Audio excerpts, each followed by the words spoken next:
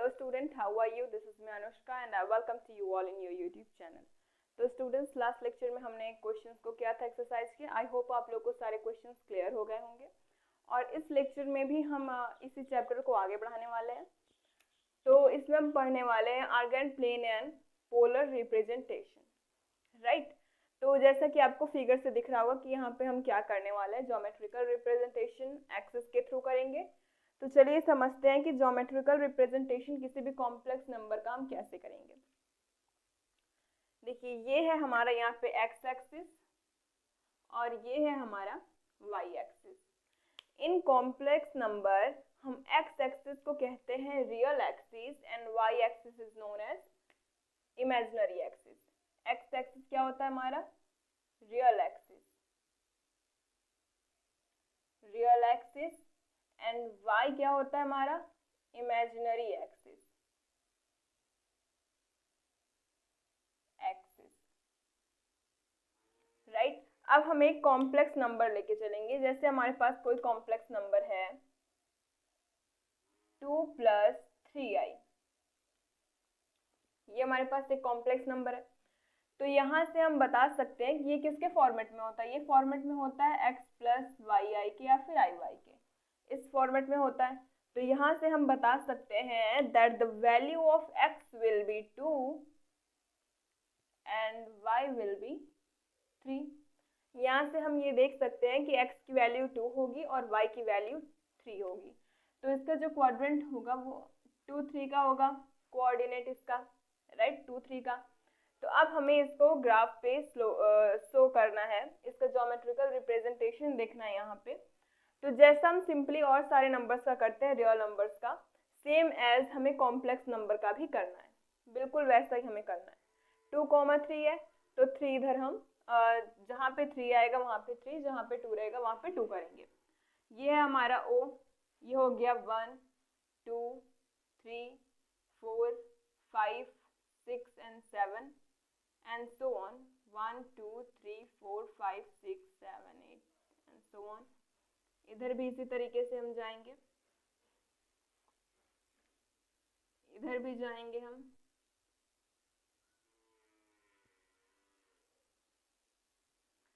अब देखिए, अब हमें क्या करना है, 2, 3। तो यहाँ पे x की वैल्यू क्या दिख रही है, 2 दिख रही है, और y की वैल्यू 3।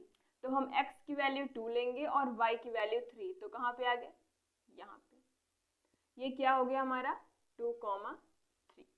अब अगर हम दूसरा एग्जाम्पल लें, जैसा 3 + iy, 3 + i 0 करें, 0i या फिर i 0 करें, तो यहाँ से हमें क्लियरली दिख रहा है क्या कि x = 3 एंड y = 0।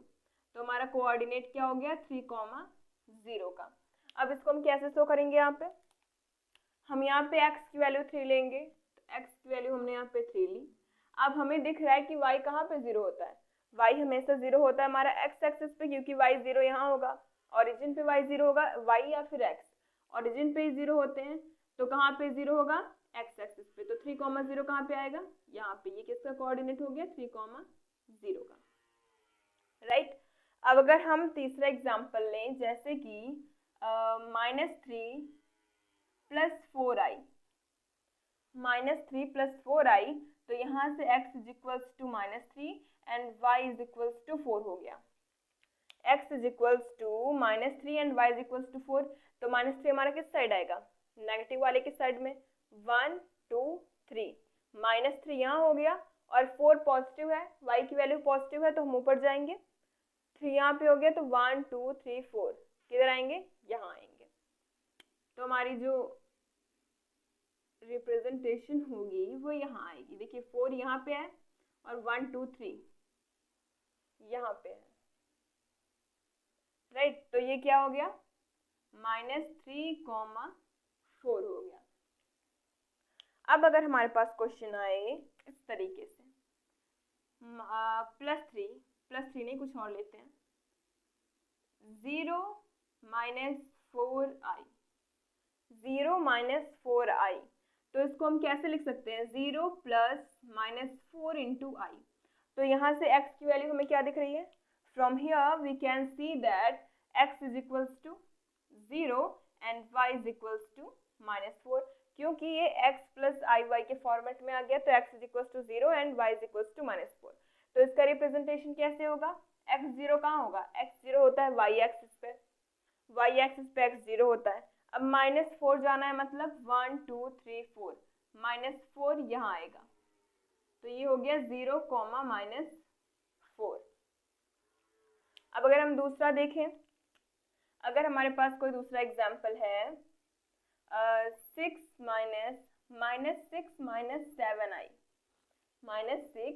7i अगर है, तो यहाँ से x is equals to -6 and y is equals to -7। तो इसका रिप्रेजेंटेशन कैसे करेंगे? x इज इक्वल्स टू -6 मतलब इधर आएंगे 1 2 3 4 5 6, ये हो गया -6 का। अब -7 पे भी जाना है तो 1 2 3 4 5 6 7 हम आएंगे यहाँ पे। ये हमारा कैसे शो कर रहा है? ये शो कर रहा है -6, -7 को। तो इसी तरीके से हम कॉम्प्लेक्स नंबर का ज्योमेट्रिकल रिप्रेजेंटेशन देखते हैं। इसमें ज़्यादा कुछ भी नहीं है, सिर्फ आप जैसे नॉर्मल रियल नंबर्स का फाइंड आउट करते हैं सेम हम कॉम्प्लेक्स नंबर का भी करेंगे। बस आपको ध्यान देना कि अगर y की वैल्यू नेगेटिव में आ रही है तो हम नेगेटिव की साइड जाएंगे, y की वैल्यू पॉजिटिव आ रही है तो पॉजिटिव की साइड जाएंगे। आप इतना नोट डाउन करिए।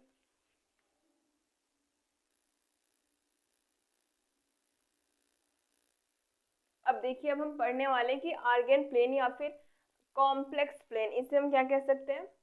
कॉम्प्लेक्स प्लेन भी कह सकते हैं,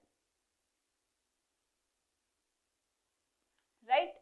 तो अब हम इसी को पढ़ने वाले कि इसको कहते किसे। देखिए, हम जब नॉर्मल प्लेन पढ़ते हैं तो उसमें जितने भी पॉइंट हमारे गिवन होते हैं, जितने भी पॉइंट गिवन होते हैं वो हमारे कैसे होते हैं? रियल होते हैं। लेकिन जब हम कॉम्प्लेक्स प्लेन पढ़ेंगे तो उसमें जितने भी पॉइंट हमारे होंगे वो कैसे कंसीडर किए जाएंगे? कॉम्प्लेक्स नंबर के थ्रू, राइट। तो इसका डेफिनेशन क्या होगा?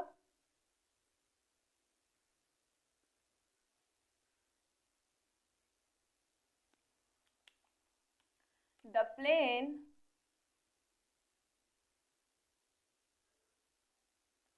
whose all point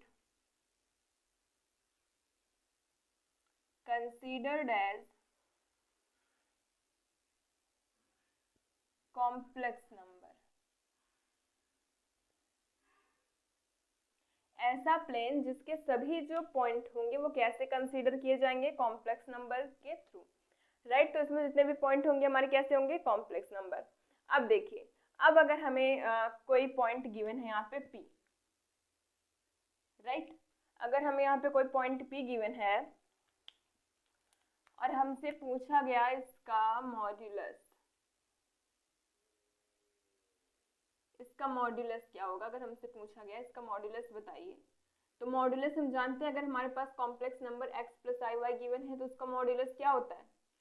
उसका मॉड्यूलस होता है अंडर रूट में x square plus Y square. जैसे अगर हमारे पास x plus I Y complex number है तो उसका मॉड्यूलस क्या होता है? अंडर रूट में x square plus Y square, right. ये है हमारा P और इसका कोऑर्डिनेट क्या है? x, y। x, y का मतलब समझ रहे हैं? अगर हम यहाँ से इसको ऐसे ड्रॉ करें, इसको x एक्सिस से मिलाएं, तो ये क्या हो जाएगा? इतना जो डिस्टेंस होगा वो x होगा और जो इतनी डिस्टेंस होगी वो y होगी, राइट। अगर ये x है और ये y है तो इसकी वैल्यू हमारी क्या होगी? इसकी वैल्यू होगी अंडर रूट में x square plus Y square, x square plus Y square. या फिर आप किस तरीके से इसकी डिस्टेंस निकाल सकते हैं? अगर आपको OP निकालना है तो OP का स्क्वायर हम कैसे करेंगे? OP का स्क्वायर इज इक्वल टू क्या हो जाएगा? x, देखिए x माइनस 0 का whole square plus y minus 0 का होल स्क्वायर, राइट। तो अब OP इज इक्वल टू क्या हो जाएगा? अंडर रूट में x square plus Y square. हो गया कि नहीं? अंडर रूट में x square plus Y square. आप इस तरीके से भी इसके मॉड्यूलस की वैल्यू को फाइंड आउट कर सकते हैं। अगर आप इस तरीके से नहीं करना चाहते तो आप सीधा सीधा इसकी वैल्यू x है और इसकी वैल्यू y है, तो हम यहाँ से सीधा अंडर रूट में x square plus Y square निकाल सकते हैं। तो ये हो गया हमारा क्या? मॉड्यूलस की वैल्यू। अब अगर हमें कॉन्जुगेट फाइंड आउट करना हुआ, देखिए अगर हमारे पास ये कॉम्प्लेक्स नंबर गिवन है तो इसका कॉन्जुगेट क्या होगा? कॉन्जुगेट हो जाएगा x माइनस आई वाई, राइट, x माइनस आई वाई। तो इसके कोऑर्डिनेट क्या होंगे? इसके कोऑर्डिनेट तो हमारे एक्स वाई थे और इसके कोऑर्डिनेट x माइनस वाई होंगे, x माइनस वाई। तो अगर हम इसको नीचे लेके जाएं इस तरीके से,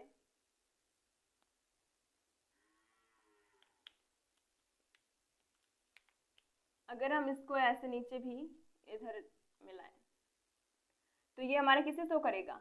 x माइनस वाई।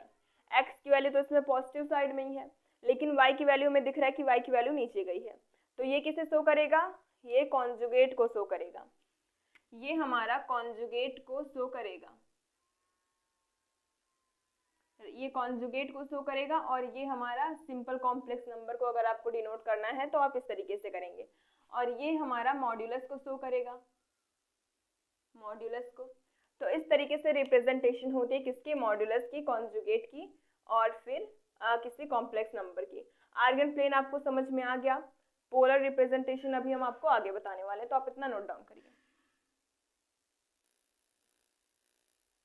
देखिए अब हम समझने वाले हैं polar representation of complex number को। पोलर रिप्रेजेंटेशन में सबसे पहले हम क्या लेके चलते हैं? देखिए ये जो हमारी डिस्टेंस होगी, ये क्या होगी? r। ये डिस्टेंस हमारी क्या होगी? r होगी।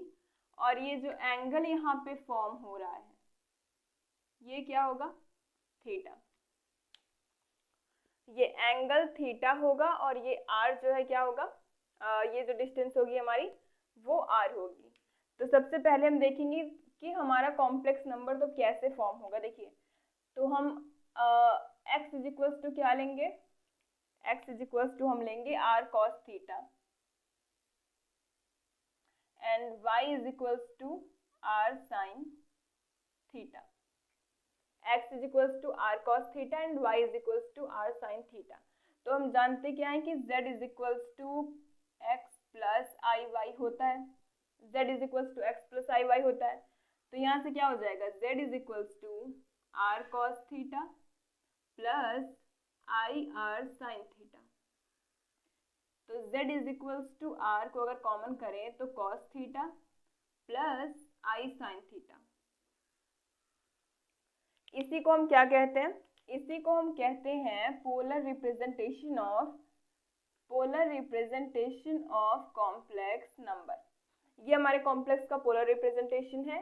इसमें हमें थीटा गिवन है, r गिवन है, और x की वैल्यू को हम r cos थीटा, y की वैल्यू को r sin थीटा रख के हम इसकी वैल्यू को फाइंड आउट करेंगे, राइट। देखिए पोलर रिप्रेजेंटेशन में आपको सिर्फ इतना ही पढ़ना है। अगर आप ज़्यादा पढ़ेंगे तो आपके ऊपर से निकल जाएगा, ये आपको समझ में बिल्कुल नहीं आएगा। तो मैंने आपको बस जितना बताया आपको उतना पढ़ना है। एग्जाम में इससे रिलेटेड क्वेश्चन आएंगे, इससे बाहर कुछ भी नहीं आने वाला है। तो यहाँ से हमें r दिख रहा है, r क्या है? r है हमारा modulus. Modulus is equals to under root में x square plus Y square. अब देखिए अब हमसे पूछा गया कि इस वाले गिवन इक्वेशन को आप पोलर रिप्रेजेंटेशन के फॉर्म में करिए। तो कैसे करेंगे? जितना मैंने इधर लिखा है आपको उतना इधर लिखना है। पहले हम लेंगे x is equals to, x क्या है यहाँ पे हमें दिख रहा है x is equals to 1 and y is equals to root 3। इतना पहले आपको लिखना है यहाँ से। उसके बाद x is equals to r cos theta करना है। x इज इक्वल्स टू मतलब 1 is equals to r cos theta and under root 3 is equals to r sin theta. ठीक, under root 3 is equals to r sin theta and r is equals to under root में x square plus Y square. ये हम जानते हैं कहाँ से? यहाँ से, मॉड्यूलस से। r जो होता है वो हमारा मॉड्यूलस होता है अंडर रूट में x square plus Y square. अब हमें r की वैल्यू को फाइंड आउट करना है। r की वैल्यू को कैसे फाइंड आउट करेंगे? अंडर रूट में x square plus Y square करके। तो चलिए करते हैं यहाँ से। ये हो जाएगा अंडर रूट में 1 का स्क्वायर प्लस अंडर रूट में 3 का स्क्वायर इज इक्वल्स टू, यहाँ से हो जाएगा r square cos square theta plus r square sine square theta. r को बाहर करके रूट लगाते हैं यहाँ पे। तो यहाँ से होगा अंडर रूट में 1 + 3 is equals to r into 1। तो r इज इक्वल्स टू क्या आ गया, 2 आ गया। r की वैल्यू यहाँ से हमारी क्या आ गई, 2 आ गई। अब हम क्या देखेंगे, अब देखिए r की वैल्यू हमारी 2 आ गई है। अब यहाँ से हम cos थीटा की वैल्यू देखेंगे। देखिए cos theta is equals to क्या हो जाएगा, 1/r and sin theta is equals to under root 3/r। cos theta is equals sin theta is equals to under root 3/r। अब क्या करना है, हमें r की वैल्यू को पुट करना है। तो क्या हो जाएगा, cos theta is equals to 1/2 और sin theta is equals to √3/2। तो यहाँ से थीटा की वैल्यू में क्या दिख रही है, थीटा इज इक्वल्स टू π/3, क्योंकि cos π/3 की वैल्यू 1/2 होती है और sin π/3 की वैल्यू √3/2 होती है। तो अब हमें इस फॉर्म में लेके आना है, इस फॉर्म में हमें लेके आना है। तो क्या करेंगे, हम इन सारी चीज़ों की वैल्यू को यहाँ पे पुट करेंगे, राइट। पूरे सारी चीज़ों की वैल्यू के यहाँ पे पुट करेंगे तो क्या हो जाएगा, z इज इक्वल्स टू 2 बाहर रहेगा, cos थीटा की वैल्यू क्या मिली, π/3 प्लस i sin π/3। तो इसमें हमें कुछ नहीं करना, ज़्यादा लॉजिक की बात नहीं है, सिर्फ पहले हम इसमें x और y की वैल्यू निकालेंगे, उससे हमें r की वैल्यू निकालनी है। अगर r की वैल्यू मिल जाएगी तो हम इस वाले इक्वेशन से इन दोनों से थीटा की वैल्यू को निकालेंगे। थीटा की वैल्यू मिलने के बाद, r की वैल्यू मिलने के बाद हम इस गिवन इक्वेशन में पुट करेंगे, हमारा जो पोलर रिप्रेजेंटेशन होगा वो आ जाएगा। और यहाँ पे हमारी जो वैल्यू होगी क्या हो जाएगी, 1, √3, क्योंकि 1 क्या है हमारा, 1 किसको शो कर रहा है, x को, और y किसको शो कर रहा है, √3 को। तो इसी तरीके से हम पोलर रिप्रेजेंटेशन को फाइंड आउट करते हैं। आप इसको नोट डाउन करिए। तो स्टूडेंट्स, आज की वीडियो में बस इतना ही, मिलते हैं आपसे नेक्स्ट वीडियो में। और नेक्स्ट लेक्चर में हम क्या करेंगे, हम एक्सरसाइज के क्वेश्चंस को करेंगे, एक्सरसाइज 5.2 के। और आई होप आपको ये पोलर रिप्रेजेंटेशन आपको समझ में आया होगा क्लियरली। अगर नहीं आता है तो आप कमेंट में आपकी जो क्वेरीज होती हैं आप पूछ सकते हैं। Thanks for watching.